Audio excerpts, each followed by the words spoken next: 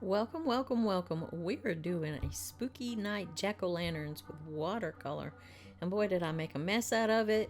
But I'm just gonna post the video anyway. I'm gonna show you some of my techniques that I used to do these three spooky little Halloween jack-o'-lanterns. And if we haven't met yet, I am Viv. And this is Art with Viv. Welcome in. And this one's really not that hard, but I probably overdid a few things, and I'll show you as we go. Now, the first thing I want to show you is my sketching. Since this was such a simple design, I decided to sketch it directly onto the watercolor paper. And I probably shouldn't have, because I am the queen of the eraser and I love to erase as I'm drawing. I cut a lot of that out because, good gracious, who wants to see me erase, draw 3 lines and erase 4? Nobody wants to see that. So I just kind of gave you the idea. The main thing that I focused on was making my jack-o'-lanterns, my pumpkins, different sizes, kind of different shapes. And then I gave them each a different expression. I'm not going to bore you with the whole drawing process. This isn't a drawing channel. But I just wanted to show you this is how I did it. So I made my pumpkins different sizes, different shapes. I overlapped them to give a sense of space. And I also gave them each a different expression so that they would have their own little personality. And I'll show you that here in just a second. As soon as I finish erasing and drawing in pumpkin stems and what have you. Now, in my mind, I had something completely different than how this turned out, but I still like the way it turned out. Now there, I was just taking my kneaded eraser and just rolling it over the paper to get up that excess graphite so it doesn't blend into my watercolor. I took my wash brush. I covered the whole thing with clean water. As you see, I have this one taped down on a piece of foam core board because we're going to use a lot of wet washes and I don't want it to buckle up as I'm painting. I got the brightest yellow I have on my palette. I painted in the section that mostly had the pumpkins in it, and then around that section I took some purple and some blue. Then I let that dry. Once you get that done, let that dry. Do it while the paper is still wet. Now it is completely dry and I have mixed up sort of a medium orange, and I'm just going to come in here and paint these sections of the pumpkin. What I want to remember is I want to leave like a thin line of that yellow in between pumpkin sections, just so that it gives you some definition and that you can tell that the pumpkin is segmented and it has little dips and bumps. Just paint carefully around those eyes and his mouth. This one doesn't have a nose. I guess I just didn't want to give him a nose. I don't know, whatever. He didn't need a nose. He's a monster. Monsters don't always have to have noses. So we and I, me, myself, and I, we finished painting him. I wanted him to be this nice medium orange. You can wet the sections first and then just drop in the paint. You can come along like I'm doing right here and just painting directly onto dry paper. Completely up to you. There's no rhyme or reason to the way I did this. I just painted. And because it's just a fun thing, it'll make a great little Halloween card, or you could frame it and put it as a Halloween decoration. I just think it's really cute. And it also lets you practice 1, your glazing skills, 2, your mixing skills, 3, your brush stroke skills, and all your skills. Well, not all of them. And there's going to be some lifting. I did a lot of different skills in this. I did lifting, glazing, wet and wet, wet on dry, blending with clean wet water on a clean wet brush. Clean wet water. Of course the water was wet. What is wrong with me? Anyway, so I want the pumpkin behind that front pumpkin to be just a tad bit darker. So I went into that orange and I added a little bit more of a red tint to it, a little bit more red pigment in it to make it darker. I am first wetting down the sections as I go with clean water and just coming in there and tapping the paint in with the tip of my brush and letting that water do the work. You don't have to do the work as long as you got water in your employee. Water is the boss of everything, and the paint must follow the water wherever it goes. So just keep that in mind, that water is the boss and it can do the work for you. You don't have to force it. And we're just having fun. We are not trying to do the Mona Lisa. The Louvre ain't gonna be calling us anytime soon, and we don't care, because we are doing art because it makes us happy and joyful, and we don't care what people say about it or what people think about it. This is our expression, and we're gonna do it like we want to do it. We just gonna do it however we feel like it. So I'm finishing him up. You really can't tell from the camera that he is a little bit darker than that front pumpkin, but he actually is darker. And I will add some more layers to darken him up as we go through. I think they're starting to look cute. Watching this back in replay as I do my voiceover, I am noticing, or I am coming up with some ideas for some more paintings that I'm going to do on my own. And of course, this fat little pumpkin that's in the very back, I added the most red to the orange mixture to get almost a burnt orange. You could even, if you wanted to, add a little burnt sienna in there to really darken it up. And that gives it a sense of distance. It's a little further away from us. Darker colors recede into the background. Lighter colors come forward. So just remember that principle of art. And when you're painting and you want something to look like it's more in the distance, you can do different things to achieve that. And one is to make them either darker or very, very, very pale. If you're doing a landscape, you want the things in the distance to be a lot paler and a lot cooler in the color temperature. I don't know why I got off on this tangent. For you, right now, just make this pumpkin in the back a darker orange. That's all we got to worry about. We just want him to be darker so he looks like he's a little further behind the other two. And as my other pumpkin, that middle pumpkin, dried, he looks a lot closer to the front pumpkin's color than I like. So of course we are definitely going to glaze some more color over him to get him darker. So I'm just carefully going through each little section, painting it, leaving some yellow stripes, that first initial wash of that really brilliant yellow, just letting those peek through. It gives it a little dimension. We're not going to leave those stripes that bright later on. We're going to glaze over them to sort of knock them back a little bit so they're not so prominent. Although looking at this, I kind of like it. So I'm going to do another version of this on my own and just try some different things that I'm noticing while I'm doing this voiceover for you, of things. I'm just getting all kinds of ideas of how I could change this to make it better. Or make it different. Might not be better, but it'd be different. Now you got your pumpkins painted, let them dry. Once they're dry, we are going to wet around the edges because I want these edges to be a little bit darker. I've got a nice dark blue violet here, and I'm dropping that into the part of the page that I wet, and I'm going to continue to wet with clean water around this edge and drop in that mixture. I want that background to be so much darker than it already is. I want it to look like night. Now, if I had this to do over, this is not the technique I would use. Like I said, in my head, I had a whole different thing, a whole different picture, painting, imagined, and it all went to hell, and we got this. But this is still okay.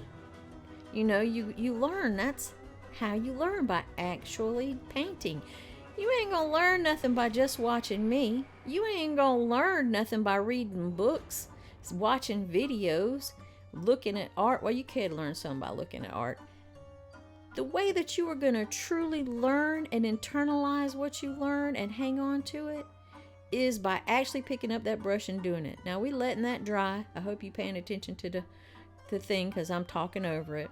Let that background dry that we just put down. Now we're gonna come back on that second pumpkin. I told you he's too light. He is matching that front pumpkin too much. I want him to be a mid-tone pumpkin. So I'm just coming back over and glazing right over that orange with a deeper, more burnt orange color. And I'm still avoiding those yellow lines in the segments. And here I'm also, once I do like paint in the little section, I'm taking my brush, cleaning it off completely, and then dropping just a drop of clean water here and there. That's going to cause blooms, and that's going to give that more texture.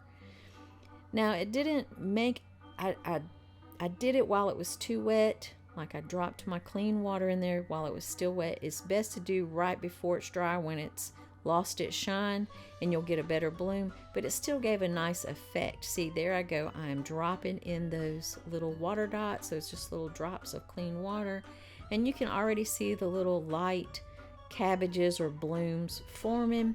They just didn't get as bright as I wanted them to, and it was because I didn't wait and for that paint to dry a little bit more. Now you don't want it to be completely dry, or it's not going to do much. You want it to be just about dry, but still a tiny bit damp before you drop in those clean water droplets to make those little blooms. So I'm just going to continue darkening him up, painting around his eyes and his nose and his mouth. I gave him a nose and a mouth, dropping in some clean water here and there just to give him some interest and some texture. And then we are going to move on to the back pumpkin. Now I really got a nice dark mixture for him. I want him to be the darkest pumpkin, and we're doing the same thing. Now this one I didn't wet the section first. I'm just going straight into wet on dry. The paper is completely dry. I'm just painting right into it and getting a nice even layer, a nice glaze over that. Again, still avoiding those yellow stripes, those yellow segments, the little lines, and I want to avoid those until the end, because I want to keep them as bright as I can. And if I start painting over them now, then you won't be able to see them in the end product, because they will be completely painted over. So that is why I am still avoiding those yellow segment stripes. Now I'm dropping a little bit of water in him too, but again, he's really still too wet to make a good blossom, a good bloom. But now you can see my pumpkins are 3 different shades of orange, and that's what I was going for. Now I'm gonna let that top pumpkin dry. I'm wetting this corner to the background, getting an even deeper color of this blue violet, and going ahead and dropping it in there, because again, I want this to look like they're surrounded by dark night, and it's just still not dark enough for me. So there I go with the clean water. I'm going to drop in that blue violet, let the water do the work. Now I'm trying to avoid dropping it straight onto the yellow. I'm trying to preserve that sort of yellow glow that seems to be coming from the pumpkins. Again, it's not really coming out the way that I had it in my head, but I'm just going to keep on going. I'm just gonna go with it. Sometimes you just have to give you what the art gods, you just have to take what the art gods give you and go on with it. So we've got that. We've avoided the yellow glow, and we have darkened up that background significantly. Look at me trying to say big words and I can't do it. And just sort of blending that out, and I'm picking my piece up and tilting it this way and that way so that that watercolor will run. Now let that dry. Let it dry. Okay, we got it all dry. Now we are going to work on some of the details. These little sections, you know how you cut your pumpkin's eyes out, and the thickness of the pumpkin still shows in some of the, it peeks out there. So now I'm just painting in with a little bit of a darker orange those little walls of the pumpkin where you cut it out and they're kind of peeking through the little hole. Depending on what kind of angle that your pumpkin's at, it depends on what part of that wall thickness you'll see. So I'm just doing that with a little bit of a darker orange. I did the mouth already because I'm not going to paint every little thing. It gets to be too much, and you get the idea. Now I've just got some nice green, and I'm doing some lines through the stem to give it some texture, and then darker lines in between those lines, and then a little bit of darkness at the bottom to be a sort of a little bit of a shadow. And now I'm switched brushes, got my bigger brush. I'm sort of wetting that area where I want it to be a little bit darker. So I'm just kind of wetting in some of the areas there and then just dropping in a little bit darker orange so that I have a little bit of variation in color. And I really, if truth be told, I went too dark on the very first layer of the pumpkin. So now I'm struggling to try to get some, make it look like there's some darkened lights. I went way too dark. Even though this is my lightest pumpkin, I still went way too dark. Lesson learned, but it's okay. Now with this glaze, I am going over the yellow lines a little bit. Really watery paint to go over the yellow lines because I still want you to be able to subtly see them. I just don't want them to be sticking out like a sore thumb like they are right now. So you just lightly glaze over those. Be really careful, or you can paint them completely over and you won't be able to see them. You'll lose your nice little segments. So now I just put some of that darker orange right onto dry paper, and then I am taking a clean brush with water and blending that out.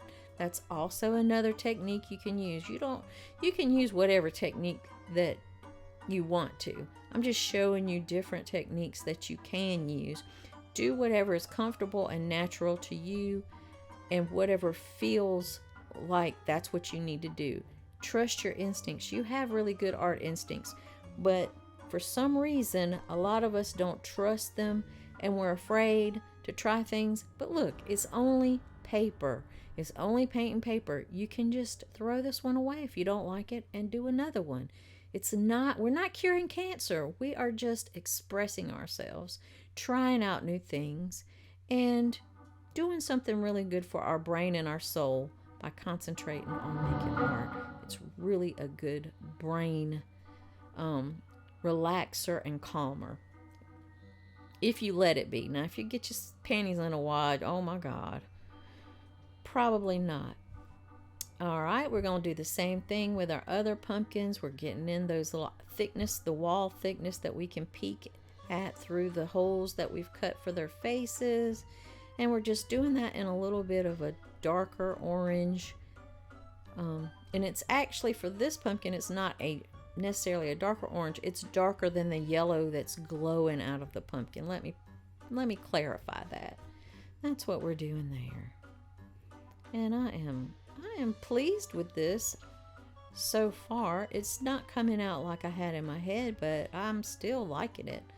And I think it's cute. I think it is a cute little, it's going to be a cute, I'm actually going to use this one for a decoration in my house for Halloween because I just think it came out so cute. You'll see at the end. Now I put in some more green. I just kind of swooshed over some green and then I dabbed it up because I didn't like it with my paper towel. So that is one thing. If you're quick enough, you can dab some of your paint up with your paper towel so that you can, save an area if you went too dark or too light. Now I wet that section. I put in a little bit more darker. I'm just doing another glaze. This one is pretty much optional. I'm just doing it just to make myself happy, and apparently I just cannot stop with the glazes on this. I just went crazy with the glazes. I'm like, shoot, I'm just gonna glaze it as many times as I feel like it with the same color. But I am darkening him up a little bit, and I actually like the way he came out. The blossoms that I tried to make in the beginning, like I said, the paint was too wet. We all make mistakes. Even I make mistakes.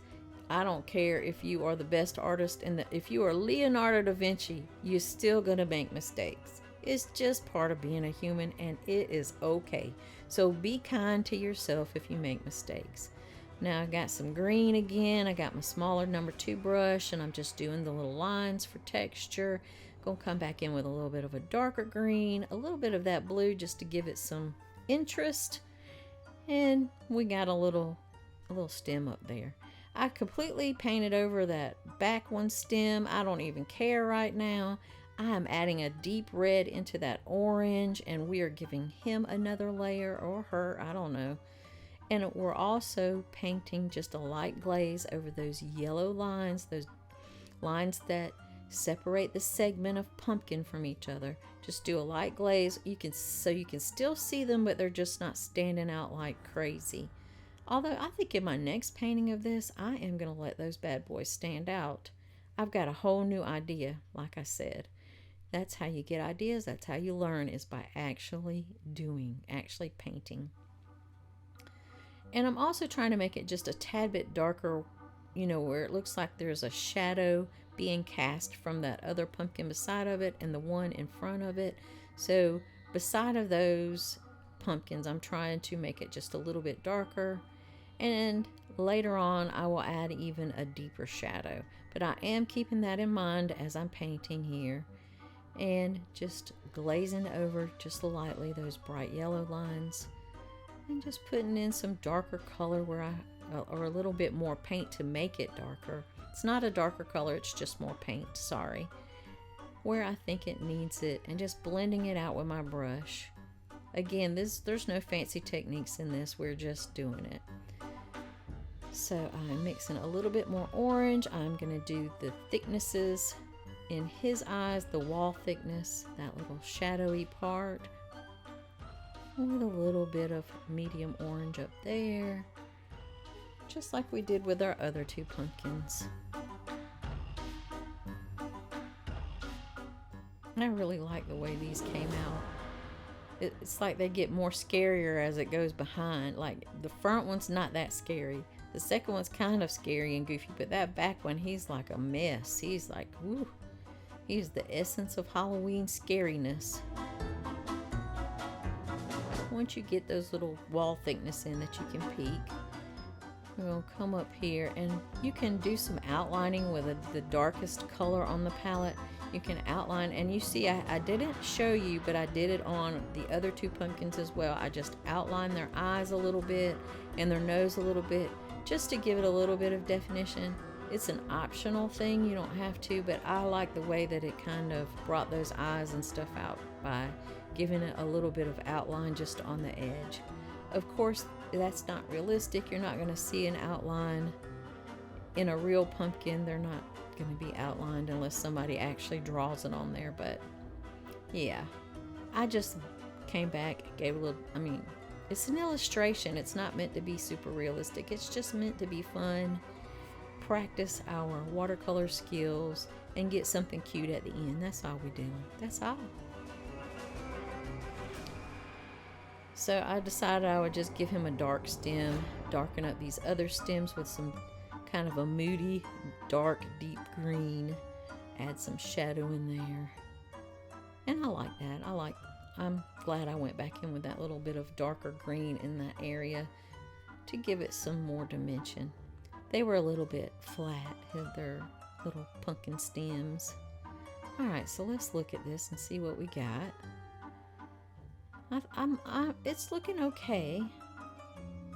There's something about it that's bothering me, so let's take a bristle brush and let's dampen that bristle brush and just sort of scrub some of it up, and then take a paper towel and dab up where you just scrubbed, and that'll get up the excess water and the excess paint, and give these a little bit of highlight. Like I said before, I went too dark at the beginning with my first layer. Lesson learned. So now I'm coming back and trying to restore some of the lightness back into these pumpkins by scrubbing. I told you, you got scrubbing, you got lifting, you got glazing, you got wet on wet, wet on dry. You've got all kinds of just watercolor techniques in this little bad boy. I was just kind of blending out some of that yellow too with my scrubber brush. So I'm just going to scrub out some more highlights throughout these pumpkins. Use your own discretion with your pumpkins where you want to scrub out the highlights. You don't have to copy mine exactly. Yours may not, I'm sure it won't look like mine, so you may not even need to do this step. You might have been smart and didn't go as dark and get so happy with all the glazing that you just couldn't stop yourself. So, but this is my solution for the mistake that I made. I made too much, made it too dark too fast. So I'm just coming back and scrubbing it lightly with a scrub brush, some clean water, and dabbing it up to sop up that excess paint. and lighten it. Let some of that white of the paper show back through. Just be really careful when you're scrubbing your paper. You don't want to just really roughen it up too much. You don't want to, you know, tear your paper up. So just be a gentle scrubber. And it really doesn't take that much. Now, if you've used staining colors, it's going to be a little bit harder to lift off. But none of these colors are super staining that I used. They might be, some of them might be semi-staining, but they're not really super staining. So they're easy to lift up with just some clean water and a scrub brush and a little paper towel to dab up the excess. Once you scrub that up, you just remove it with the paper towel. And I think that is much better. I'm much happier with that. I think that looks a lot better. I'm just going to blend some of these out over here. It's that corner is bothering me for some reason. So now let's look at it. And I think I just don't like this. I've decided I do not like this glowy glow at the bottom. So I've got the really thick blue purple mixture that I made, and I'm just going to paint it out completely. I'm just going to paint over it. I don't like it. It's distracting. It's bugging me. So I'm paint over it. And don't be scared to try things. You know, when I first did this, I was like, oh, I'm probably going to ruin my whole painting, but I've got to try it because it's bugging me. I've got to take chances. I got to put my money where my mouth is. I'm always telling my students and the people that follow me, you know, don't be afraid to try it. It's only paper. So I did it, and guess what? I liked it much better. I like this dark bottom. It anchors it, making the foreground like this much darker. It gives it an anchor. It also defines those pumpkins better. And I don't know, I just like it better than having the yellow glowy all around. Now I'm going to leave a little bit of that yellow glowy at the top because I do like where it's glowing from the top of the pumpkins at the very top of the paper. So I'm going to leave that alone because I kind of like that. Now I'm just coming back in with some darker oranges and just adding a few strokes to give it texture, a little bit of interest here and there wherever I feel like it, and that just adds another layer of dimension and sort of expression. But it's optional. You don't have to do this part either, but I think it does add a little bit, so a little bit something to it. And I also darkened up those shadows where each pumpkin overlaps each other, so those are all darkened up and they look like they're separated from each other now. And that's it. I think we're almost finished with this bad boy. Yeah, I think we have a beautiful little Halloween card or decoration, whatever you like. Thanks for watching. Don't forget to share this with a friend. Give me a thumbs up, a comment, whatever, and hit subscribe. And thanks for your support and watching me. I will see you again soon.